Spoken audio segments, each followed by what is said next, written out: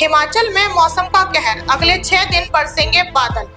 18 और 19 जून को yellow alert जारी। शिमला, किन्नौर और मंडी के कई जिलों में भारी बारिश और ओलावृष्टि ने जनजीवन प्रभावित कर दिया है।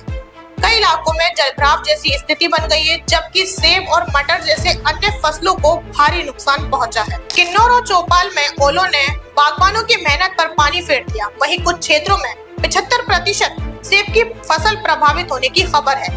मौसम विभाग ने 18-19 जून को बारिश और ओलावृष्टि का येलो अलर्ट जारी किया है और लोगों को सतर्क रहने की सलाह दी।